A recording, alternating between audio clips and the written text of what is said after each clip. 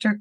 Clow graduated from the University of New Mexico with a PhD in history in 1977, and he taught in the Native American Studies Department at the University of Montana for 24 years. He is a very prolific writer of numerous books and articles, and these include two of our South Dakota Historical Society Press books, Spotted Tail, and I forgot to bring with me his other one, which is also a South Dakota Historical Society Press publication called The Sioux and South Dakota History, and that's an anthology where he gathered up articles that had been published in our quarterly journal, South Dakota History. And he also has written many, many articles for that journal, including one in last summer's issue on banning peyote in the 1920s in South Dakota. It's a really interesting article. He lives in Missoula, Montana, and he's going to tell us about how he got interested in doing research on spotted tail and the kinds of research he had to do and all the stories about spotted tail. So I'm going to stop talking now and let Rich take over. So thank you everyone for joining us, and take it away, Rich. Thank you very much. My interest in Sinthe Gleshka, translated as spotted tail, whose descriptive name was Speak with the Women, because he enjoyed a lady's company, began as a graduate student when I was researching his band, the Sicangus. Spotted Tail's people found themselves under the United States agency system in 1868, and after multiple moves to different agencies in 1877, their home became the Rosebud Reservation, and Spotted Tail remained spokesman until his death in 1881.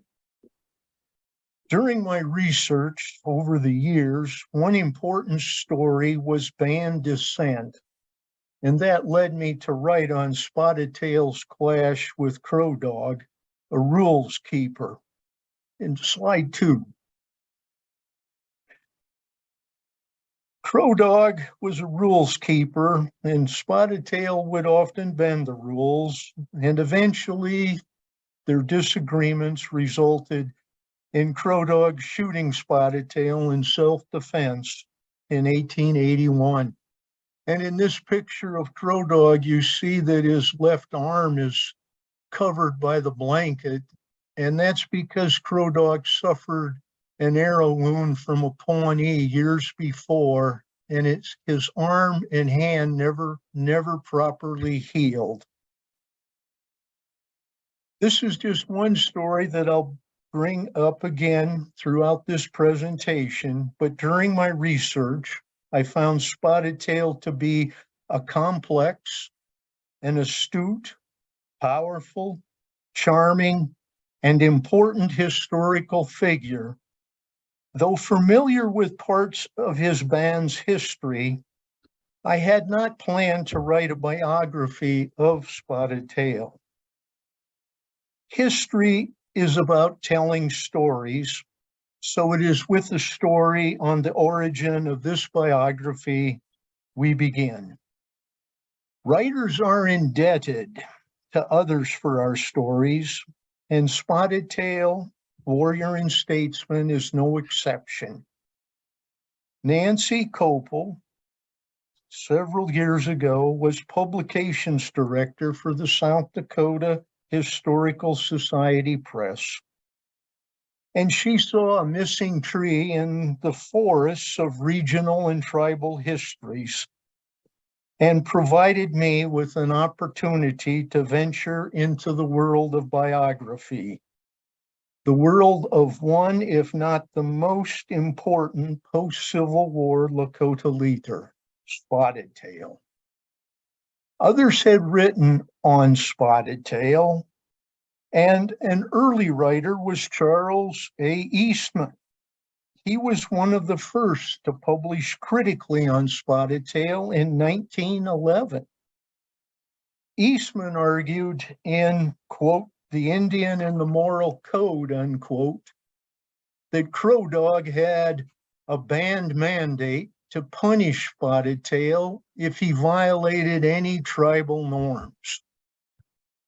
This was a questionable conclusion by Eastman, but the Santee author correctly observed that Spotted Tail, quote, made several high-handed actions, unquote, that created animosity and community dissent. But in reviewing his life, Eastman contended that Spotted Tail, quote, may justly be called the Pontiac of the West, unquote, for his, quote, remarkable mind and extraordinary foresight, unquote.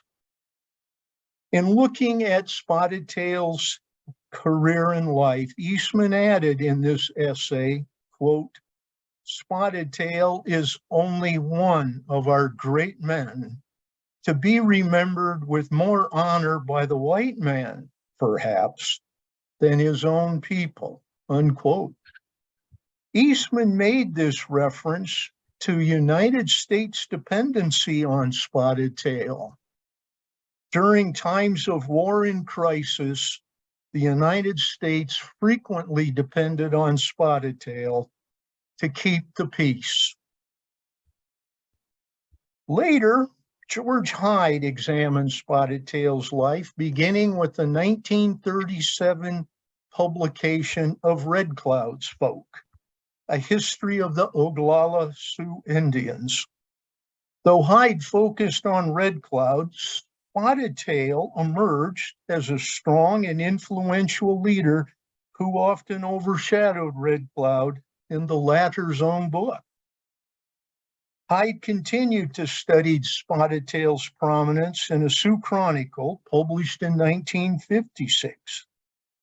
Eventually, Hyde wrote a biography of Spotted Tail in 1961 titled Spotted Tail's Folk, A History of the Brule Sioux. Here, Hyde described Spotted Tail as, quote, the ablest chief the Sioux ever had, unquote. He presents Spotted Tail, quote, as a superior leader to both Red Cloud and Crazy Horse, unquote, in large part because of his ability to work with both military and civilian government officials as he strove for peace, since war brought chaos and destruction. At the same time, Spotted Tail governed his community with an iron hand, establishing strict rules that extended to all, including Crazy Horse, who in September 1877 sought sanctuary in Spotted Tail's camp. Not only did these writers looked on Spotted Tail with great favor, but contemporary United States officials respected Spotted Tail. Secretary of the Interior Carl Schurz described Orway, the Northern Ute leader, and Spotted Tail as the two most impressive leaders of their day. Schurz knew Spotted Tail was not a progressive walking the white road. What Spotted Tail understood better than others was that their world was changing, and he had future plans to protect tribal home rule, tribal sovereignty, and ban independence from United States oversight. To do so, Spotted Tail knew it would require economic independence. As I worked my way from one draft to another in this manuscript, I discovered Spotted Tail was a leader with a vision, and he was a confident leader who possessed a strong vision of his own self-worth, a trait necessary to survive in his times. One could not survive without confidence, and Spotted Tail confidently declared himself to be, quote, the only medium between his people and the Great Father, unquote. Besides confidence, Spotted Tail's speaking ability set him apart from his contemporaries. Initially, he did not possess great skills at oratory, but over time became fluent, eloquent, and forceful. He wielded powerful influence in Lakota councils by assessing issues, formulating thoughtful solutions. Spotted Tail developed a unique speaking style. He would speak for all in the band without metaphor or irony. This was very different to other contemporary Lakota leaders when speaking. Complementing his public speaking, Spotted Tail not only thought but acted as an equal, including the President of the United States. This gave his words force and meaning. Secretary Schurz described an 1877 meeting with Spotted Tail and President Rutherford B. Hayes and recalled, quote, Spotted Tail at times, dignified in his bearings and jealous of outward signs of authority. But in the East Room of the Executive Mansion, Hayes asked Lakota leaders to speak, and all deferred to Spotted Tail, including Red Cloud, demonstrating Spotted Tail's standing. Spotted Tail then rose and asked one of the attendants by gesture to put a chair in front of the president. This done, Spotted Tail gravely sat down, quote, and talked to the president, not in the usual oratorical style, but in a more familiar way, conversing with an equal, unquote. As I continued my research, I discovered there were limitations to overcome. One, I had never written a biography before.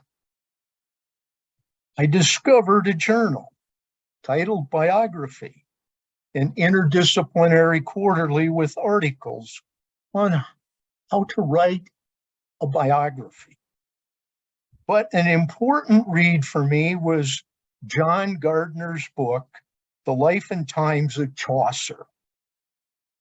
Gardner recreated Chaucer's life, a difficult venture since sources were thin, and Gardner demonstrated to me a biography of Spotted Tail is possible.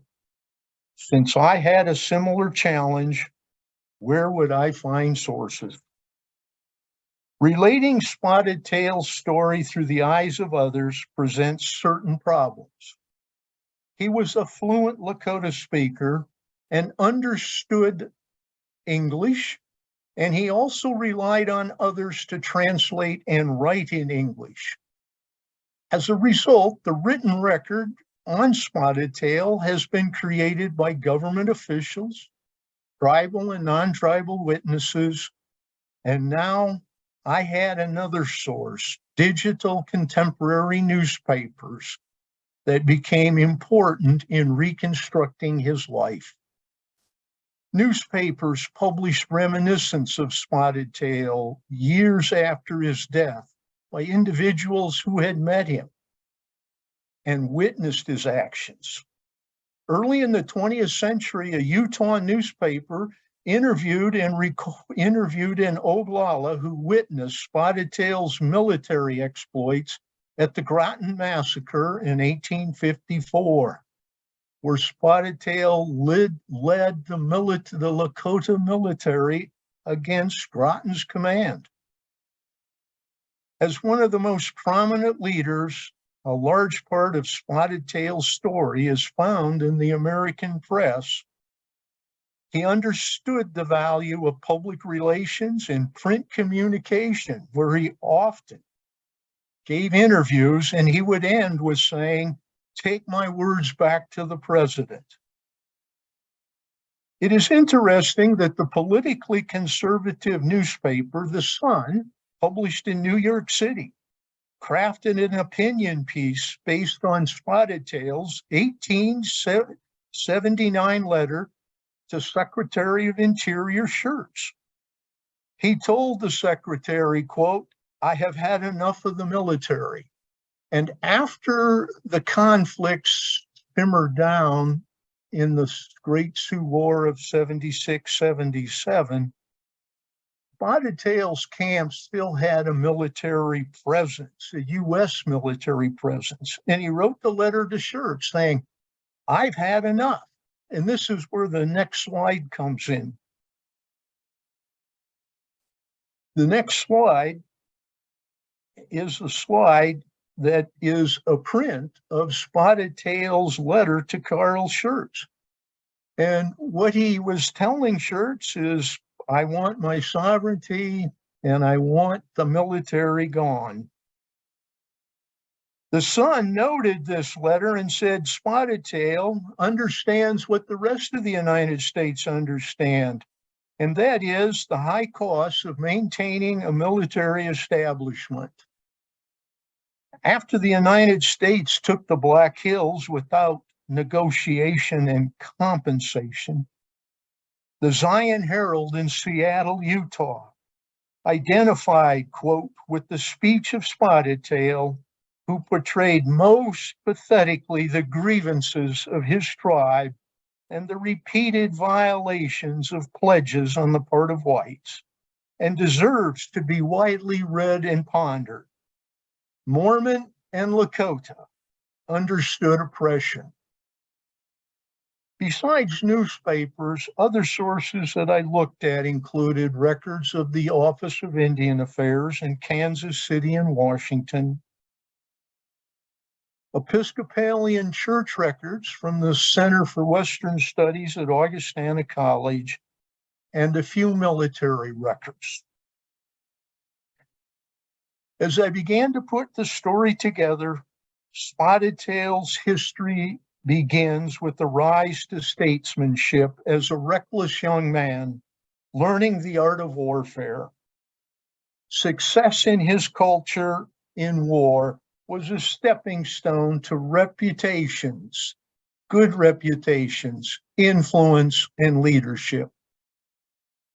One lesson young men were taught was never put self before community. And it's a lesson he learned well for most and followed for most of his life.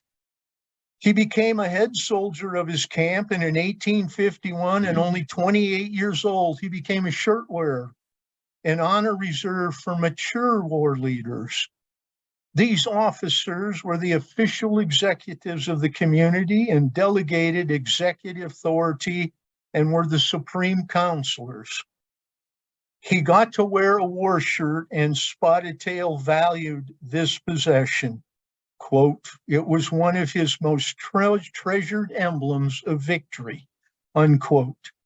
The war shirt carried the scalp locks of over 100 scalps, most whom he had taken from those natives hostile to the Lakota. Each hair lock on Spotted Tail's shirt represented protecting the community, or stealing a horse, or killing a Pawnee. Spotted Tail counted 26 coups alone against Pawnee combatants, making him, quote, the greatest of the warriors of the Sioux Nation at the time. 1864, and he counted more coups than others in the nation at that time. Considering that 6 war honors against an enemy would often allow a man to become a war leader, Spotted Tail's military achievements were sterling, and this is what gave him standing in later years with Crazy Horse. He was a military man. Spotted Tail was a military man. He fought the United States soldiers in 1854, destroying Groton after the Army had shot Conquering Bear. He participated with valor in the Battle of Blue Creek, which ended in defeat. But during that battle, eyewitnesses watched Spotted Tail pull troopers, U.S. troopers, off their horses, take the horse, have the horse shot from under him. It was an unbelievable display of military skill and heroism. When the United States pressed for peace after the Battle of Blue Creek in 1855, Spotted Tail gave the ultimate sacrifice of community over self by throwing his life away. What that meant is he voluntarily permitted himself to be imprisoned at Fort Leavenworth. And he gave his life away because he didn't know what would happen when he moved east to Fort Leavenworth. He had to cross the lands of the Pawnee. That alone was fearful. In later years, he said, I only fought the Americans, quote, to secure justice for my people. And that explains his battles with Groton and Harney at Blue Creek. Besides being an extraordinary soldier, Spotted Tail enjoyed hunting bison, horse racing, socializing with the ladies. He also liked to socialize with other Lakota and U.S. military officers. And later in life, he loved to go to the Episcopal Church to hear Lakota women sing hymns in Lakota, but he was not Christian. For 15 years following the Civil War, Spotted Tail was the only spokesman between the United States and his people. He governed with an iron hand, did all he could to prevent dissent, and he maintained a good watch over the interests of the band as he understood them. He enjoyed the respect and the prestige he gained, and he shaped relations on the northern Great Plains by negotiating the difficult terrain between tribal petitions and United States policy.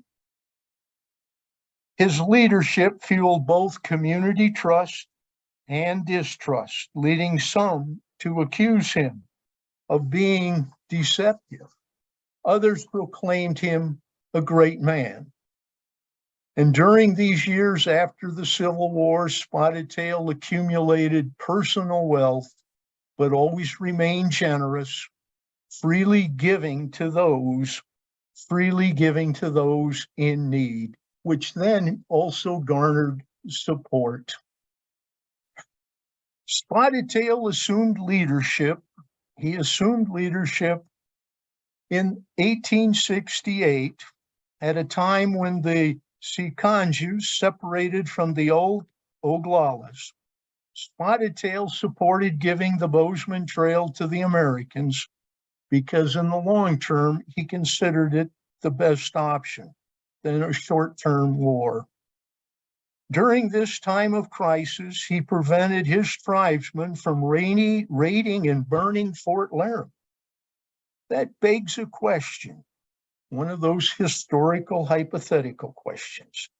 What would Northern Plains history be like today if he had permitted Fort Laramie to burn? Next slide. Spotted Tail helped negotiate sections of the Fort Laramie Treaty in 1868, and later he favored amending the treaty a decade later. Next slide. In 1875, the Black Hills became an important discussion point for the United States and the Lakota, and preliminary discussions began in Washington, D.C. in that summer. And in this slide, you see Spotted Tail on, the man in white is not Spotted Tail in the front row.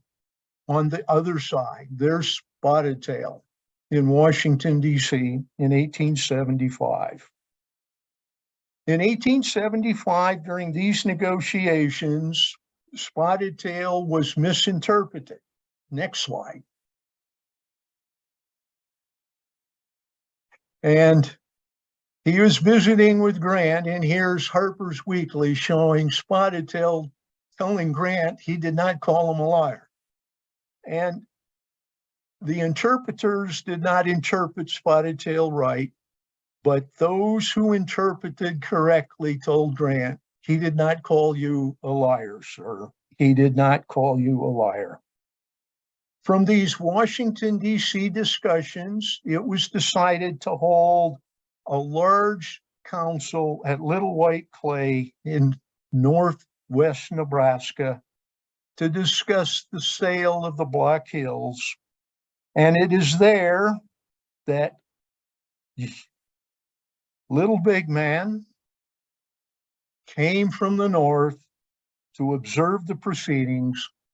And during these proceedings at Little White Clay, Spotted Tail always discussed keeping the Article 16 lands of the 1868 treaty free for the folks who were there, Crazy Horse and Sitting Bull, hunting bison. So he is negotiating not only for his community, but he's also very influential and helps to negotiate terms for others who aren't there. This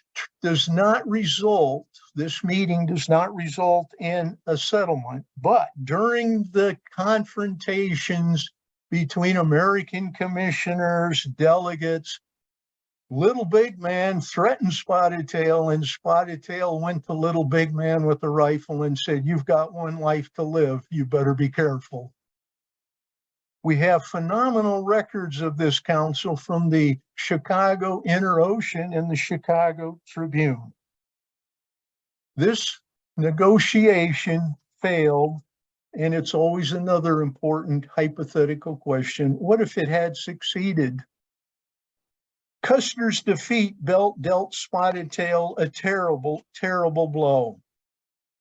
Because of Custer's defeat, the U.S. refuses to negotiate for the Black Hills, but dictates a Black Hills taking. And this is where the next slide comes in. This is Beaver Agency, and this is where Spotted Tail will bring Crazy Horse to end Crazy Horse's role in the war. So, despite not being able to get a peace settlement for the Black Hills, a settlement that Spotted Tail could like, he does help in saving lives. And I should mention, Spotted Tail, during the Little White Clay negotiations, which are not too far from the Beaver Creek Agency, he wanted a big price for the Black Hills. And he wanted to put the money in an interest-bearing account so that the interest would pay the widows and orphans for their support. This is a man with a vision. The next slide. The next slide is Spotted Tail, and you see him standing next to one of his wives and his oldest daughter, Red Road. He had 5 wives, all were sisters. One died in 1872, but 4 will outlive Spotted Tail. Many historians have focused on Spotted Tail's peaceful coexistence, but it's somewhat misleading and underestimates his vision for change, especially how he viewed the Black Hills. Let's sell it for a great price so we can take care of our communities. Spotted Tail envisioned a social order where tribal home rule would remain, their language would continue to be spoken, but English would be understood and used to communicate with outsiders in a business context. Spotted Tail understood that bison hunting was limited for the future, and he knew that they would have to come up with other means to survive, and he knew the importance of economic independence. The Black Hills, as I've already mentioned, were part of his vision for economic independence. Another part of his vision for the future was education. After 1878, he wanted to bring parts of the American educational institution to the children.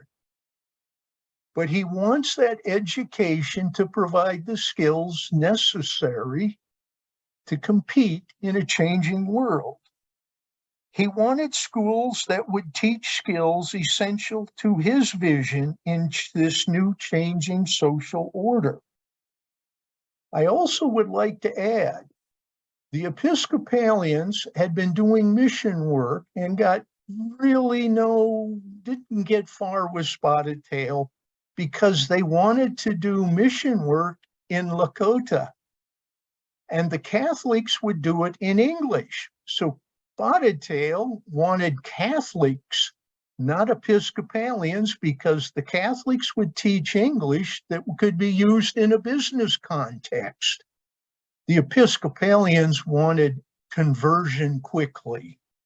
Spotted Tail had his battles with the Episcopalians. Spotted Tail wanted his community, after the conflicts of 1876 and 77, to think and understand in the English language, to gain proficiency in math, to permit them to compete equally in the business world with their new economic partners, Americans. As a result, Spotted Tail will fight with government officials over educational directions that lay outside his vision. The United States sought assimilation. Spotted Tail wanted financial independence and cultural maintenance. In his discussions with outsiders, the United States, involving education, Spotted Tail would use humor to make a very biting point. During one meeting, he listened politely to reasons for embracing American education. And we've all read about these reasons to embrace American education. And Spotted Tail, being polite, listened and then said, quote, "My friend, when you go back, you may tell the Great Father to hurry up and send school teachers out here to teach my people and my children to read and write so they can commit forgery and make a living like white people," unquote. Spotted Tail clearly understood how paper fraud was committed. Learning specific and necessary skills was indispensable for Spotted Tail's financial independence vision. After Spotted Tail moved to Whetstone Agency in 1868, he observed white contractors hauling his people's property.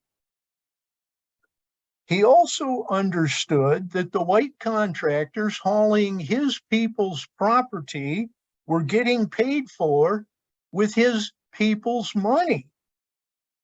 So what he wanted to do as early as 1870, and he brought this up to President Grant in 1872, he wanted his people to become teamsters and freighters so they could earn wages and have economic freedom, have their own money and control it. In 1878, after nearly 8 years of trying, the United States finally gave in and permitted the hiring of Lakota tribal freighters for Rosebud and Pine Ridge. Tribal freighters worked for decades, hauling freight to Rosebud and Pine Ridge, first from Rosebud landing on the Missouri River, and later at railroad terminals in western Nebraska. Not only did Spotted Tail understand the importance of having money, having economic independence, but he also understood the importance of breaking monopolies. The United States policy at Rosebud only permitted a limited number of post traders, And this frustrated Spotted Tail because they would keep a monopoly going and inflate prices. Spotted Tail never got, but he fought and fought to have 5, 6, 7 post traders so people could shop where the prices were the lowest.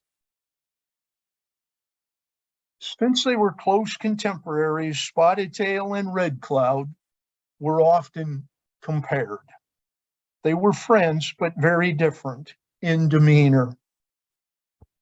The more I did research on Spotted Tail and read about Red Cloud, I began to ask myself questions.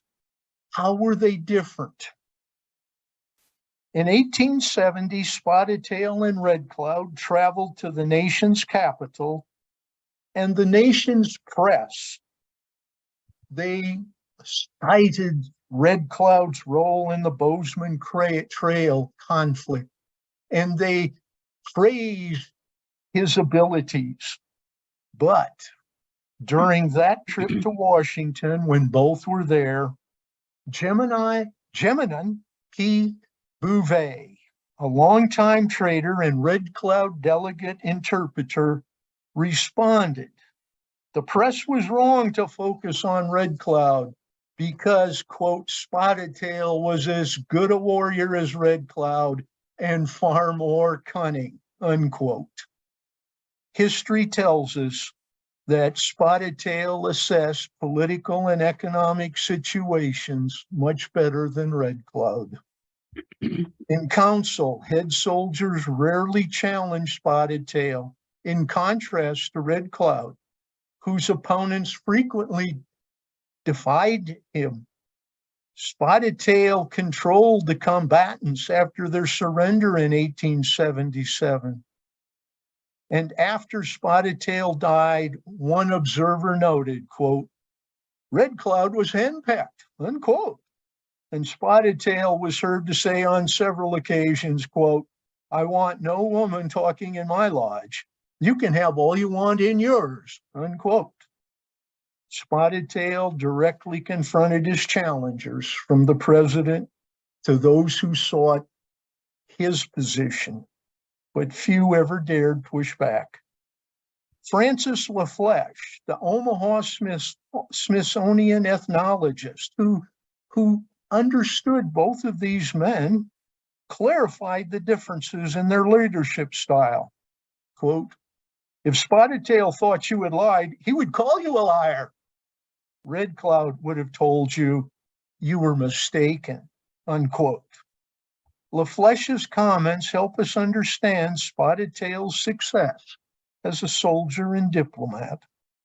He had the ability to be threatening when conditions warranted a strong will, and this quality earned him the respect of Lakota military leaders who defended the status quo through conflict, but also depended on Spotted Tail's strong negotiation skills.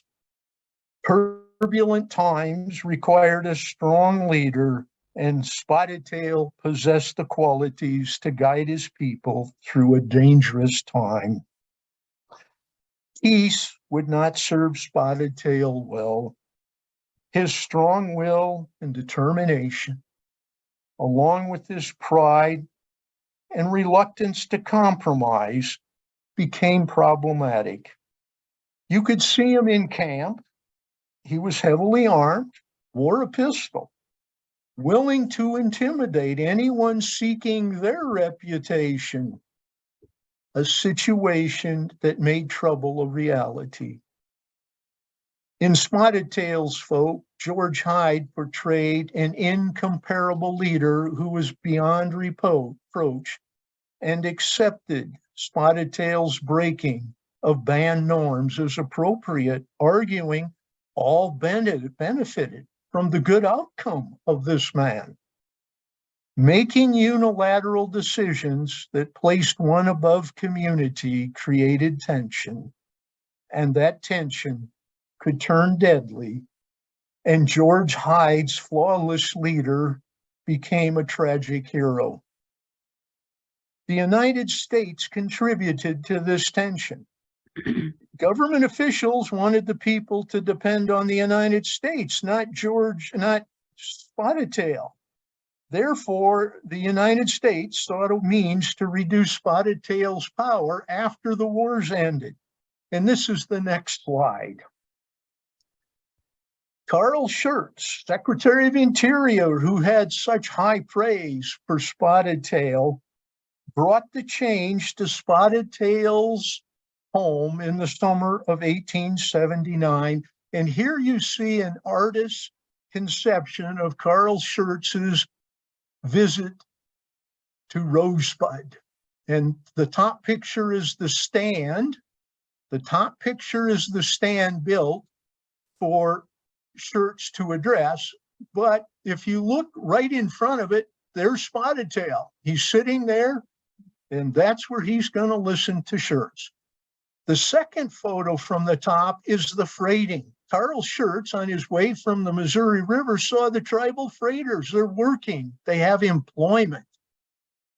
Now, Carl Schurz brings the bad news. He tells Spotted Tail that a new police force would be formed, one loyal to the agent, not Spotted Tail. And Spotted Tail didn't have a police force because they had, per se, but they had a policing and justice system. And it was the military societies who governed the camp from bison hunting back home. And for punishment, they believed in restitution. You paid the damaged party equal their loss. Now the United States is instituting tribal police, make them loyal to the agent. And this is an affront to Spotted Tail. Crow Dog will become a policeman. Spotted Tail and Crow Dog had words over the years. Spotted Tail will meddle and get Crow Dog removed several times from the force. Another source of tension was Spotted Tail and Carlisle. This is the next slide.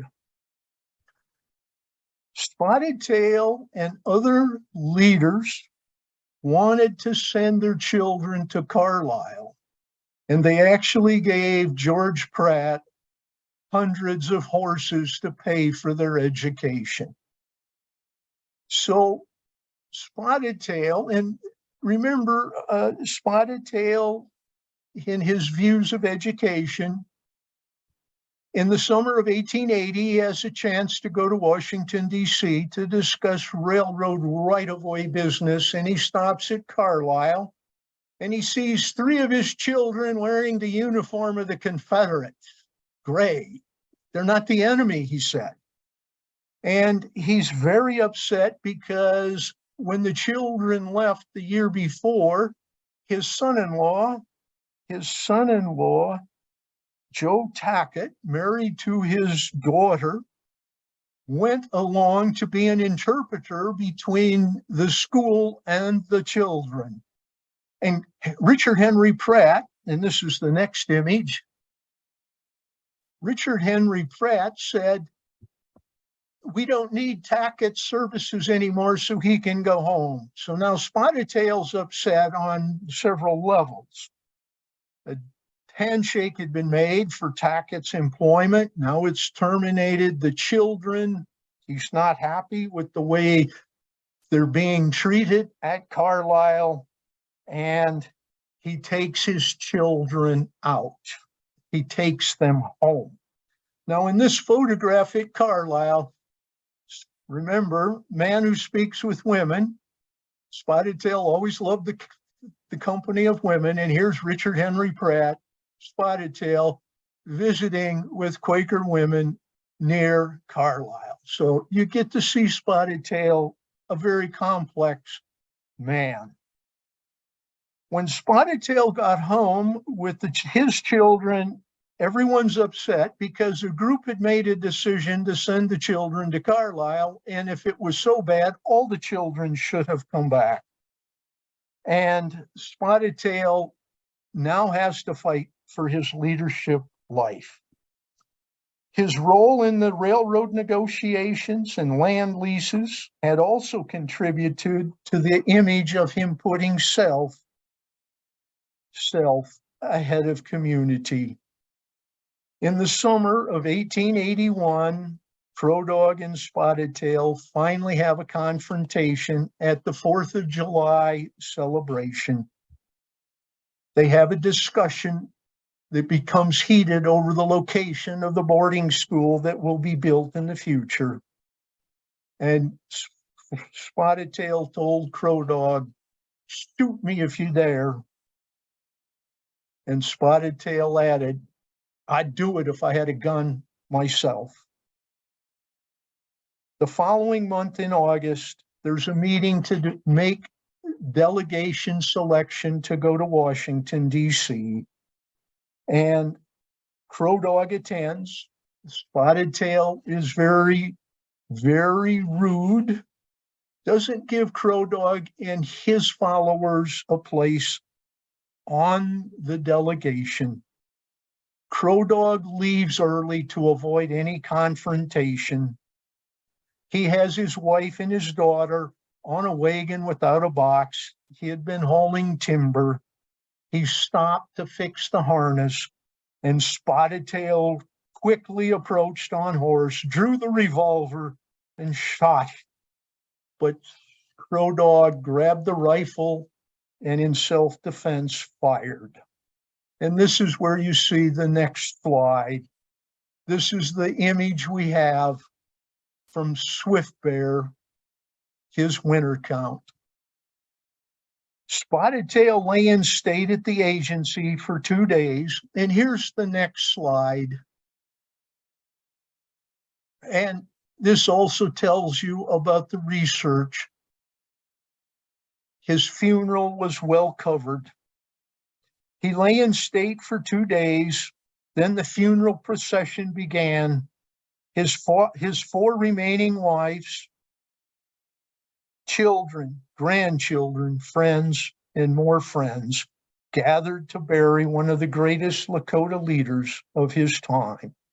Wailing was heard from Pine Ridge, as Oglalas even mourned his passing, and Sitting Bull expressed his respect for Spotted Tail, but wished he would have fought longer.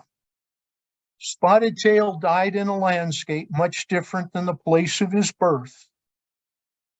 Instead of bison and Pawnee raids, there was change. Spotted Tail had sought to make alternatives work in this altered landscape, and for 2 decades after his death, it worked. Former bison hunters, even Crow Dog was a teamster, hauling goods and making wages on the plan Spotted Tail had for financial independence.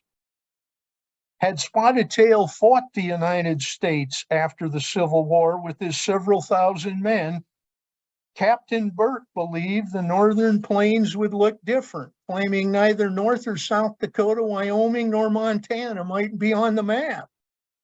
Spotted Tail made difficult decisions that shaped tribal and non-tribal lives and northern plains history.